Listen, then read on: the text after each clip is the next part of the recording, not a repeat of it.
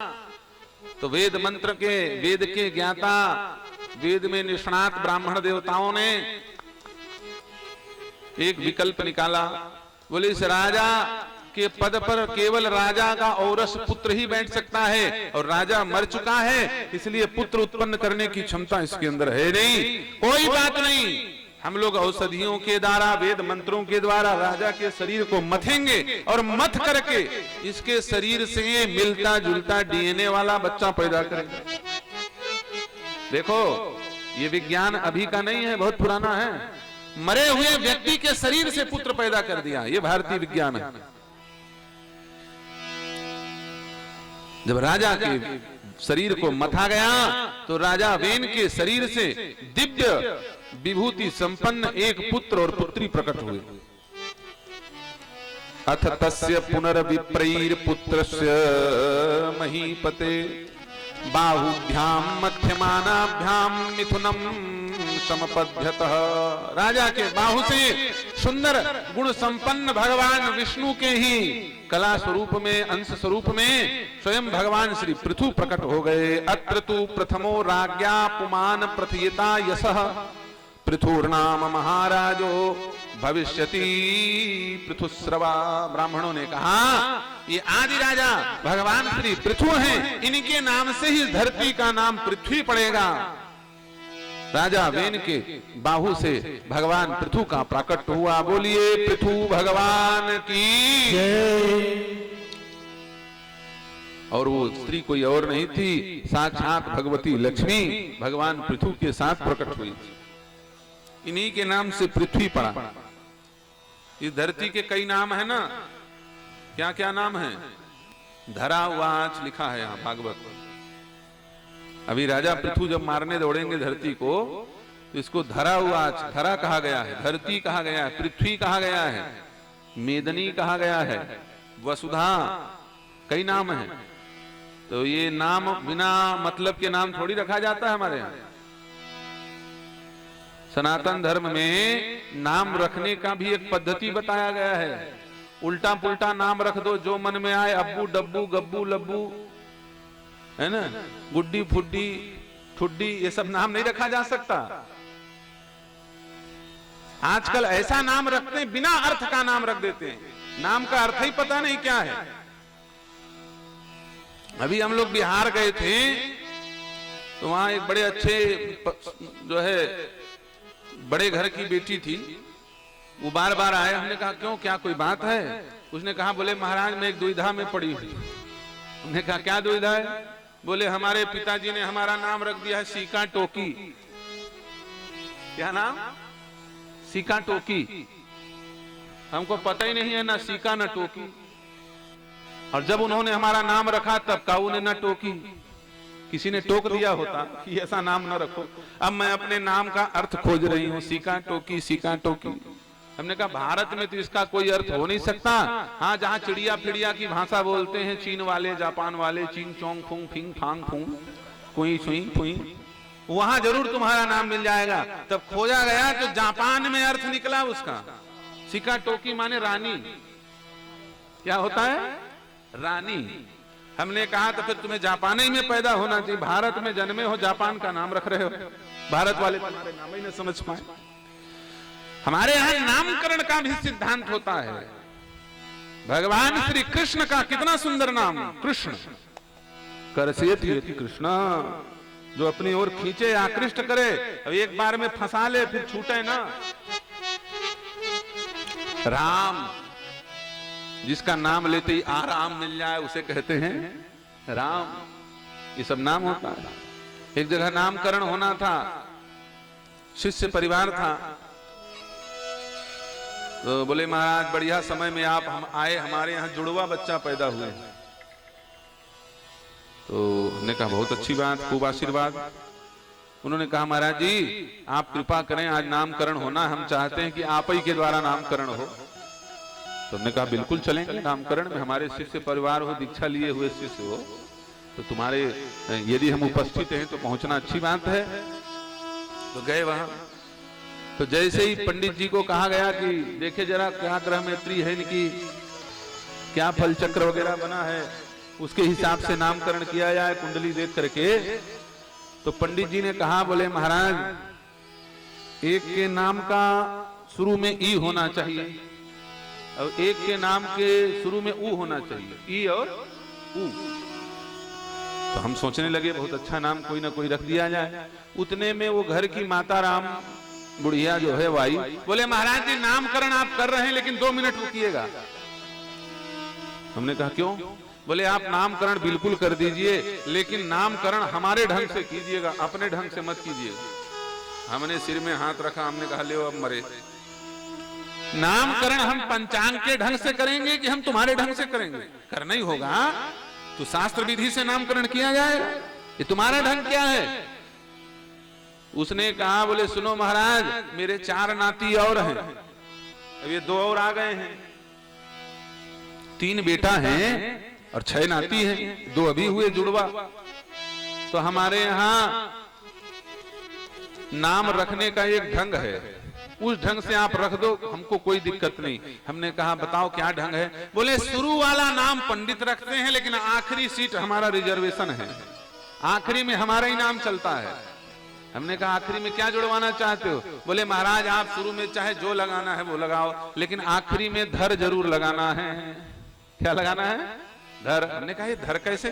बोले महाराज पहला बेटा हुआ उसका नाम था गंगाधर, दूसरा बेटा हुआ उसका नाम था विद्याधर, तीसरा बेटा हुआ उसका नाम था धरणीधर, चौथा बेटा हुआ उसका नाम था जटाधर। इसलिए महाराज आप सोच लीजिए, सब आप शुरू जो चाहो लगा लो लेकिन आखिरी में धर लगाना पड़ेगा। अब हम सिर में हाथ खुजलाएं, हमने कहा बड़ा मरना है। ये बोल रही है शुरू आपका आखिरी हमारा। बहुत समय दिमाग लगाया, हमने कहा जब तुमको अपने ही मन का करना है तो चलो कोई बात नहीं, एक का नाम गंगाधर, एक का नाम विद्याधर, एक का नाम धरणीधर, एक का नाम जटाधर और एक का नाम इधर और एक का नाम उधर। तू जी चाहे मर, हम चले अपने घर। हमने कहा हम करें क्या तुम्हारे सामने, हमारी कोई गति है ही नहीं तुम्हारे सामने। जब तुम कह रही हो कि आखिरी हमारा शुरू आपका, तो इधर और उधर बस यही नाम बचा है। एक का नाम ई से तो इधर, एक का नाम ऊ से उधर।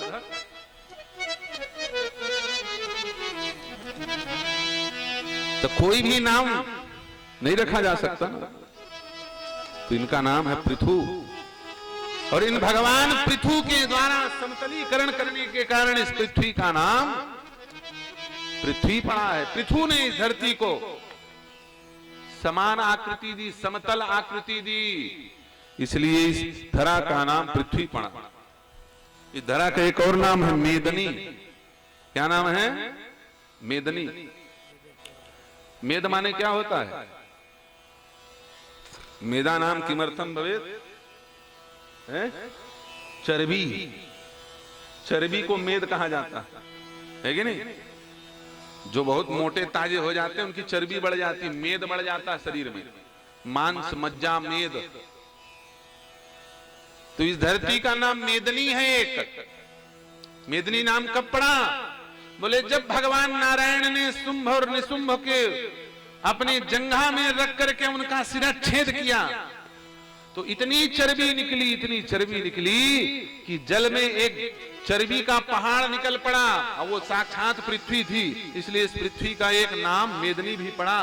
तब से मिट्टी खाना अशुद्ध माना जाता है, मिट्टी को नहीं खाना चाहिए। तो धरती रो रही थी बेचारी, बोले प्रभु बताओ, हमको लोग हम ही से अनाज उगाते हैं लेकिन हम यदि उनके अनाज में पहुंच जाएं तो हमको छान के फेंक देते हैं। कोई मिट्टी खाता है? चावल से मिट्टी को निकाल देते हैं, धान से मिट्टी को निकाल देते हैं। भगवान ने कहा तुम चिंता मत करो, जब मैं रामावतार में आऊंगा तो लोग अयोध्या की मिट्टी को अपने मस्तक पे धारण करेंगे और जब मैं कृष्णावतार में आऊंगा तो लोग वृंदावन के ब्रज 84 कोस की मिट्टी को अपने मस्तक में धारण करेंगे। भले विश्व की मिट्टी अपवित्र हो लेकिन मैं इस भारत भूमि में अवतरित होऊंगा तो इस भारत भूमि के घूम घूम करके अपने चरणों से इस भारत की धरा को पवित्र कर दूंगा और लोग भारत की मिट्टी को अपने मस्तक पे धारण करेंगे। तो विश्व की मिट्टी भले पूजनीय ना हो लेकिन ये भारत माता की मिट्टी पूजनीय है। समझ में आई बात? भगवान पृथु का देवताओं ने बंदी जनों ने सुंदर श्लोकों के साथ स्तुति की है। महाराज पृथु को राज्याभिषेक करके सिंहासनासीन किया गया। अब पृथु जी जब सिंहासन पे बैठे तो धरती ने अन्न देना बंद कर दिया। 100 वर्ष तक बड़ा कठोर अकाल पड़ा, कहीं पर कोई जल नहीं, कहीं पर अन्न नहीं। बिना अन्न दुखी सब लोग मरे, ये स्थिति हो गई। बिना अन्न के लोग मरने लगे। बार बार अकाल के कारण प्रजा तृष्काय हो गई, गौएं भूखी रहने लगी, पूरे प्रजा में हाहाकार मच गया। तो स्वयं नारायण स्वरूप भगवान पृथु अपने धनुष में बाण का संधान करके धरती की ओर लक्ष्य करके क्रोधित होकर के धरती को मारने का संकल्प करके धरती को मारने के लिए अग्रसर हुए। तो जब धरती ने देखा कि भगवान मुझे मारना चाहते हैं, तो अब तो मैं किसी प्रकार से नहीं बच सकती, अब तो रूप बदलना होगा। भगवान के प्रहार से यदि बचना है तो केवल एक उपाय, भगवान जिससे बहुत प्रेम करते हैं उस गौ माता का रूप धारण कर लूं। तो धरती ने गाय का रूप धारण कर लिया। इधर भगवान पृथु ने संकल्प किया, वसुधे त्वाम वधिष्यामि मच्छासन परान्मुखिम भागम बर्हिषिया वृडक्ते न तनोति न चनो वसु। हे धरती, मैं तेरा वध कर दूंगी। वसुधे त्वं वधिष्यामि, मैं तुम्हारा वध कर दूंगा, मैं तुम्हारा वध कर दूंगा। भगवान पृथु ने संकल्प किया। क्यों? क्योंकि तुम दिव्य रूप धारण करके यज्ञ में भाग तो कर लेती हो, मैं इतना बार बार यज्ञ करता हूं और तुम वहां पर सूक्ष्म रूप धारण करके आ जाती हो और यज्ञ का भाग ले लेती हो, लेकिन यज्ञ के बाद वर्षा भी खूब होती है, बारिश भी अच्छी हो रही है, लेकिन तुम अन्न नहीं देती हो, अपना भाग भी खा रही हो और जनता का भी भाग खा रही हो। ऐसे धरती को मैं नष्ट कर दूंगा। धरती शरणागत होकर के भगवान के चरण में प्रार्थना करने लगी। नमः परस्मै पुरुषाय मायया विनयस्तनाना तनवे गुणात्मने नमः स्वरूपानुभवेन निर्धुत द्रव्य क्रियाकारक विभ्रमय। हे प्रभु, यदि आप मुझे मार दोगे, मार दीजिए, आप ही ने तो बनाया है, लेकिन ये बताइए आप मुझे मार दोगे तो अपनी जिस जनता के लिए आप मुझे मार रहे हैं, जिस प्रजा के लिए, उस प्रजा को रखोगे कहां? उसी मेरे ऊपर तो प्रजा रह रही है।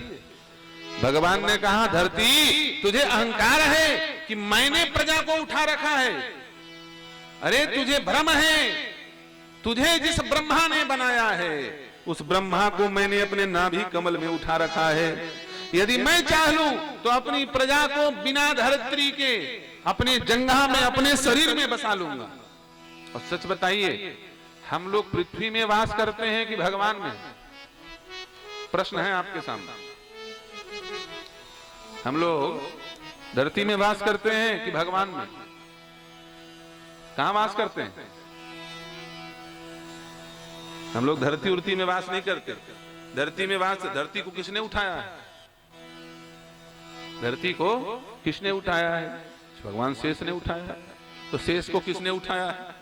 ये बात आएगी तो बात समझ में आएगी कि सब के सब परमात्मा में ही स्थिर हैं।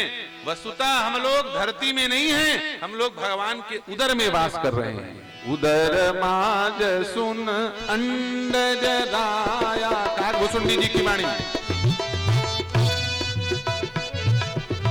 उदर माज सुन अंडज राया, उदर माज सुन अंडज राया, देखो बहु ब्रह्मांड निकाया, देखो बहु ब्रह्मांड निकाया, देखो बहु ब्रह्मांड निकाया, देखो बहु ब्रह्मांड निकाया। परमात्मा के उदर में अनंत ब्रह्मांड वास कर रहे हैं, रोम रोम में इस सृष्टि का वास है।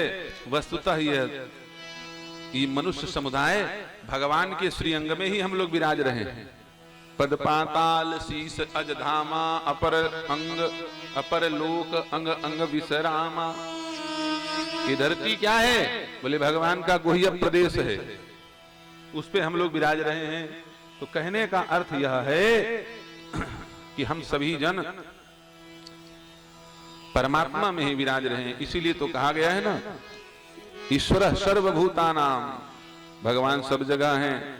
अरे भगवान सब जगह हैं, इसीलिए तो हम लोग हैं, नहीं तो हम लोग कहां रहेंगे? हमको भी तो कोई आधार चाहिए। हम सब के आधार श्री सीताराम जी महाराज हैं, श्री बालकृष्ण भगवान हैं, वो हैं, इसलिए हम लोग हैं।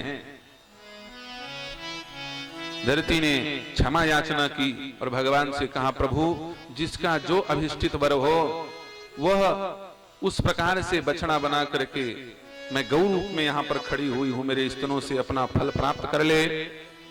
श्री मैत्रेय जी महाराज कहते हैं, यक्ष रक्षांसि भूतानि पिशाचा पिसिता सना, भूते सवत्सा दुदुः कपाले क्षतजाशवम्।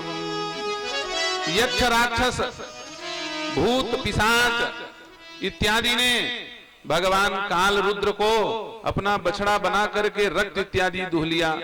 देवताओं ने इंद्र को बछड़ा बना करके सोम रस दुह लिया। दैत्यों ने भक्त प्रहलाद को बछड़ा बना करके, राजा बलि को बछड़ा बना करके मदिरा दुह लिया लोह के पात्र में। सबने अपने अपने इच्छानुसार गौ माता इस पृथ्वी रूपी गौ के स्तन से अपना अपना फल प्राप्त किया। इसका अर्थ क्या है? देखो भाई, इस धरती में अलग अलग प्रकार के लोग अलग अलग फसल लगाते हैं। समझ में आई कि नहीं बात? जो सतोगुण वाले होते हैं वो धान की खेती करते हैं, और जो तमोगुण वाले होते हैं वो गांजा की भी खेती करते हैं। करते हैं कि नहीं करते हैं? नशीले पदार्थ निकाल रहे हैं वो लोग राक्षस हैं, और जो लोग प्राण देने वाला अन्न निकाल रहे हैं वो लोग मनुष्य हैं, देवता हैं। कई लोग मदिरा की खेती करते हैं, मदिरा उत्पन्न करने वाले महुआ इत्यादि वृक्ष को लगाते हैं। तो जो बात श्रीमद् भागवत में लिखी है वो अभी भी सत्य हो रही है कि नहीं? भगवान पृथु ने जब धरती संपन्न हो गई और प्रजा हिष्ट पुष्ट हो गई, सबके पास खाने के लिए, अन्न पीने के लिए, पानी पहनने के लिए, वस्त्र रहने के लिए मकान हो गया, तो 100 अश्वमेध यज्ञ करने का संकल्प करके 99 अश्वमेध यज्ञ निष्कंटक, बिना किसी विरोध के, बिना किसी व्यवधान के संपन्न किया। जैसे ही 100वां अश्वमेध यज्ञ होने जा रहा था तो इंद्र का सिंहासन कपने लगा। देखो, कोई भी अपने मरे हुए माता पिता के नाम के सामने स्वर्गीय मत लिखना आज के बाद। ये स्वर्ग वालों की दुर्दशा देख लो। ये इंद्र स्वर्गीय ही तो है ना, मर मुरा के गए होंगे तब इंद्र बने हैं। स्वर्ग वालों की बड़ी दुर्दशा।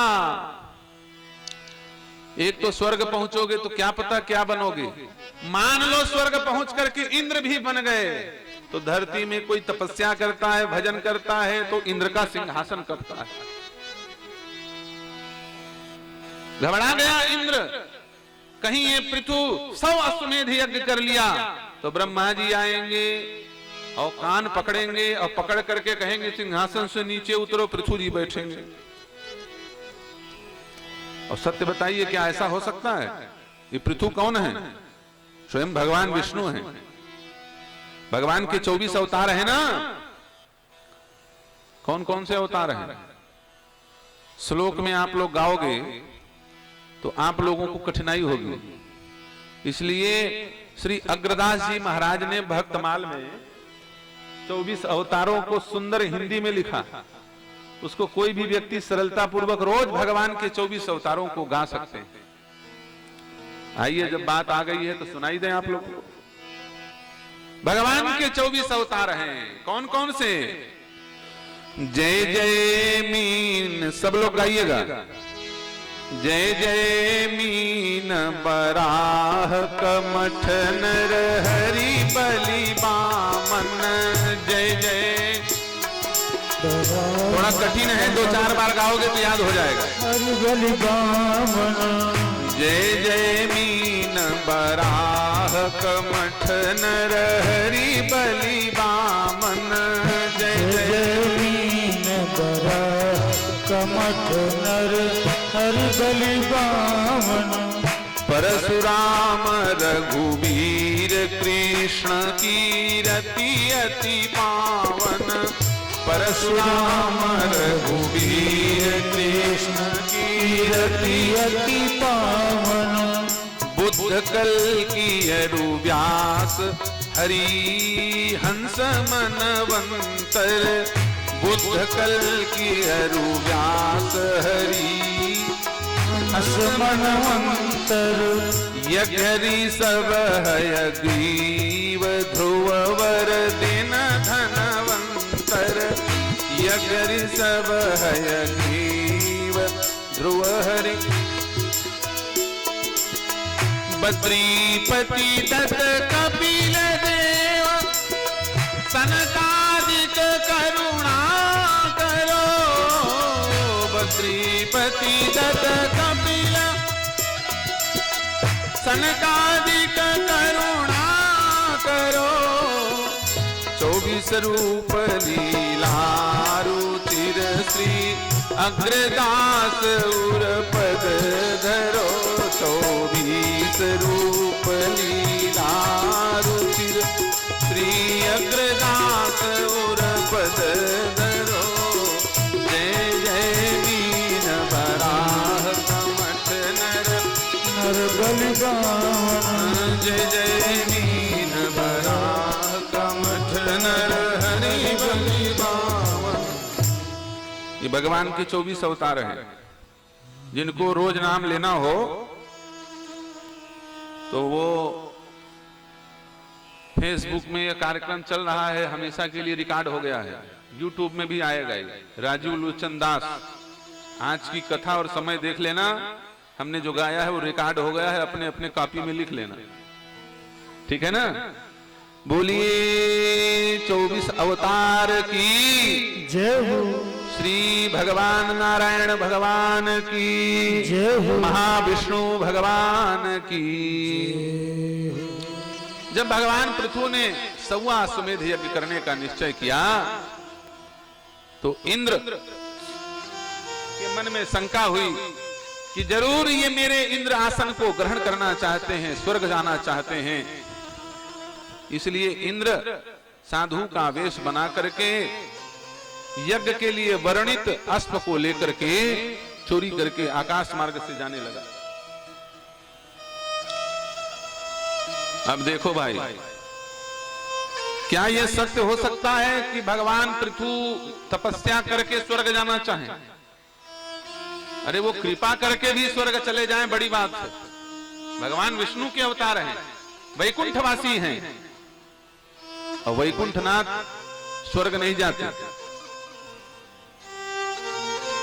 छोटे मोटे गांव में प्रधानमंत्री रोज जाएगा क्या? कभी कभार कोई विशेष कार्यक्रम हो जाए तब प्रधानमंत्री छोटे मोटे गांव में जाएंगे।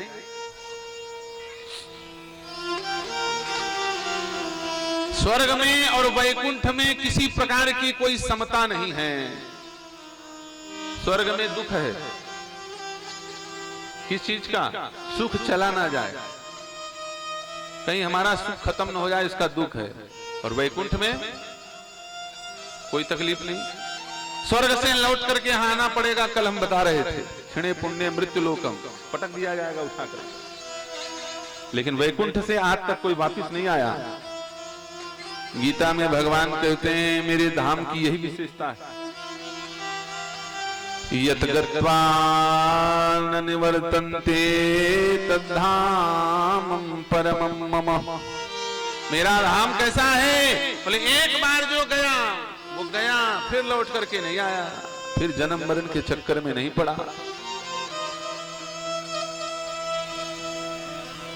तो कहां स्वर्ग का लौकिक सुख और कहां वैकुंठ का ब्रह्मानंद, इसकी कोई तुलना है?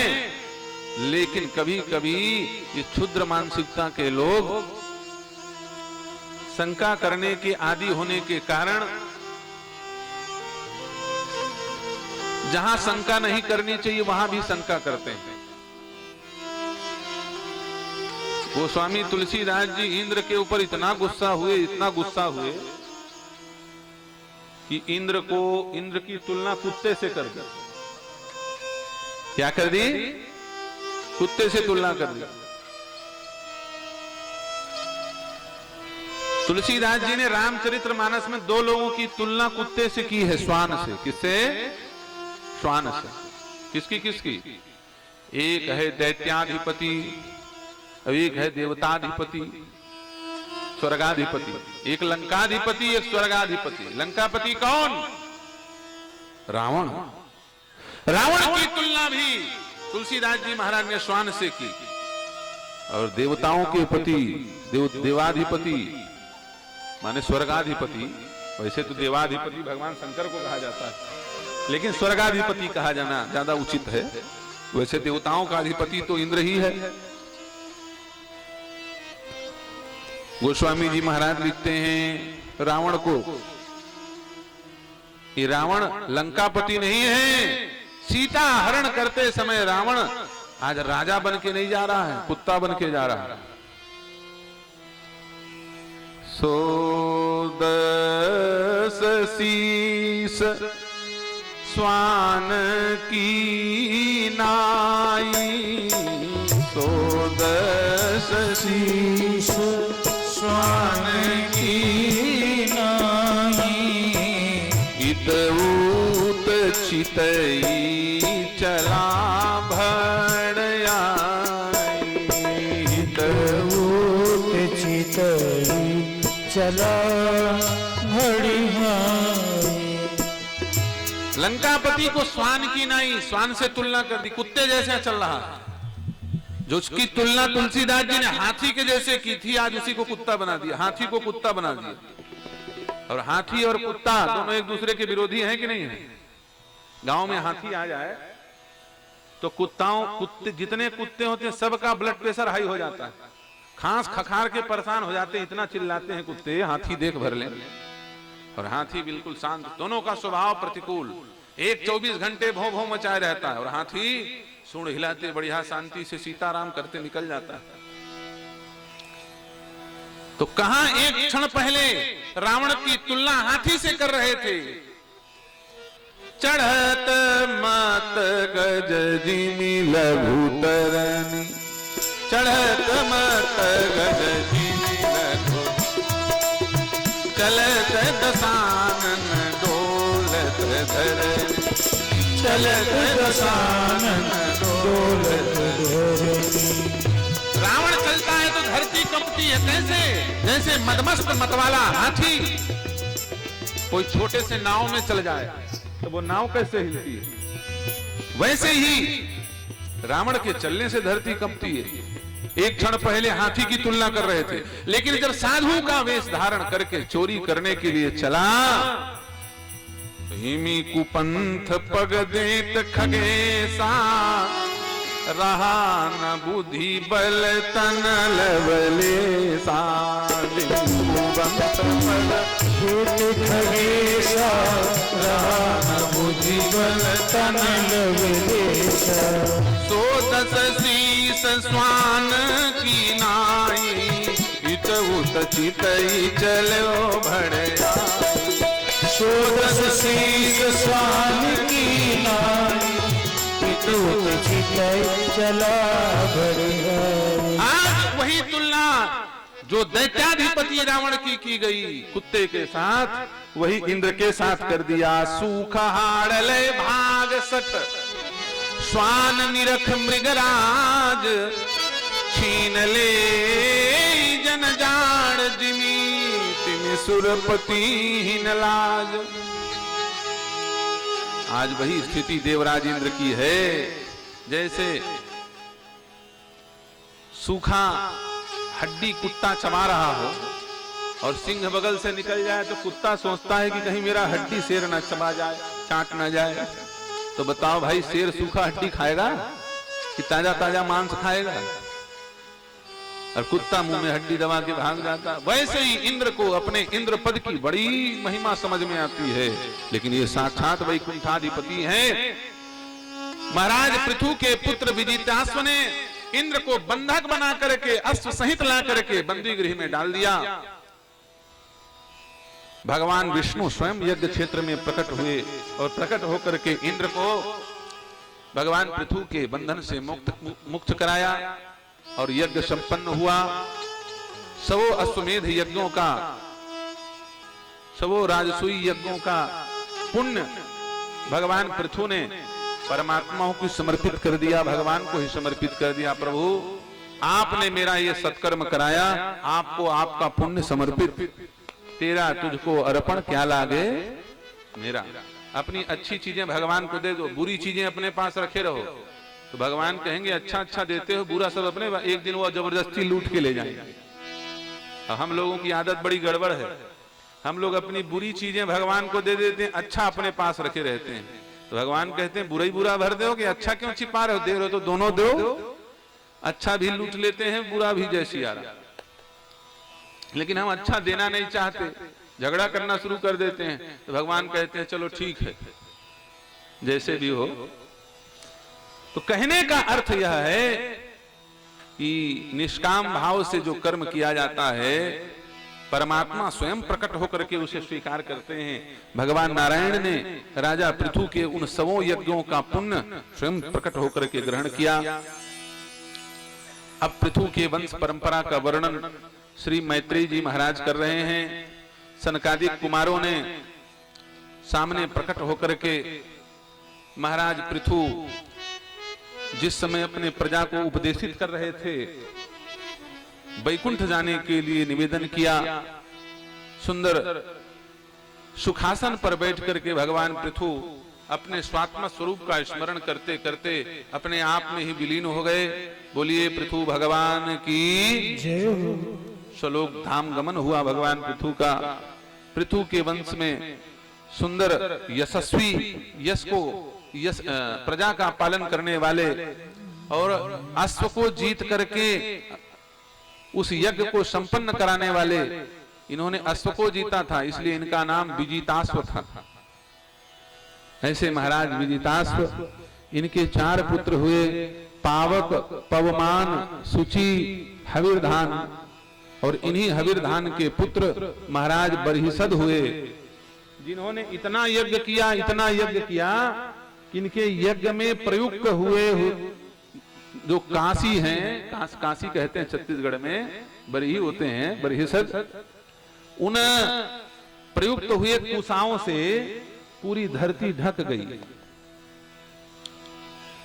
एक दिन नारद जी महाराज को बड़ी दया आई। नारद जी ने सोचा भाई ये राजा प्राचीन बरही जब देखो तब यज्ञ ही करता रहता है, चलो जरा देखें इसका यज्ञ कैसा हो रहा है।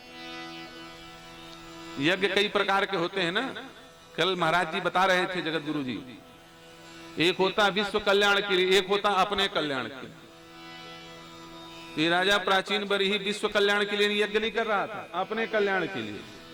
तो जब आदमी स्वार्थी होता है तो उसका परमार्थ छूट जाता है, वो केवल अपने बारे में सोचता है, अपना काम बन जाए, बाकी दुनिया बर्बाद हो जाए, कोई दिक्कत की बात नहीं है, मेरा काम बनना चाहिए, भले पड़ोसी मर जाए।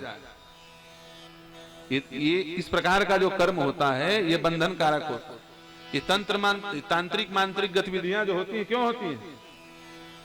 हाँ, एक आदमी का काम बनाने के लिए दूसरे आदमी का प्राण ले डालते हैं। उच्चाटन, त्राटन इत्यादि नाना प्रकार की तांत्रिक क्रियाओं को लोग करते हैं। बोले फलाना व्यक्ति सुबह तक नहीं बचना चाहिए, ऐसी मुठ करनी विद्या चलाएंगे कि जैसे आराम खून की उल्टी करके मर जाएगा। दूसरे का प्राण लेकर के दूसरे का काम बनाना, ये स्वार्थियों का कार्य है। श्री मैत्रेय जी महाराज कहते हैं, प्राचीन बरहिसं छत्त कर्मस्वासक्त मानसं नारदो ध्यात्म तत्त्वज्ञः कृपालु प्रबोधयत्। राजा प्राचीन बरही यज्ञ क्षेत्र में यज्ञ कर रहे थे, लेकिन बुद्धि केवल अपने कल्याण करने के लिए प्रयुक्त कर रहे थे। इसलिए अनेक जीवों को मार मार के, हाँ, बकरे की बलि चढ़ा रहे हैं, कहीं मुर्गे की बलि चढ़ा रहे हैं, कहीं किसी की बलि चढ़ा रहे हैं, नाना प्रकार के जीवों की हत्या कर करके यज्ञ कर रहे हैं। नारद जी पहुंचे, अरे राम राम, हम तो बड़े प्रसन्न हो रहे थे, सोच रहे थे बहुत बढ़िया यज्ञ कर रहा होगा, ये तो नरक में जाएगा। बलिदान, ये बलिदान क्या होता है? अब सुन लो भाई, बलिदान देने वालों,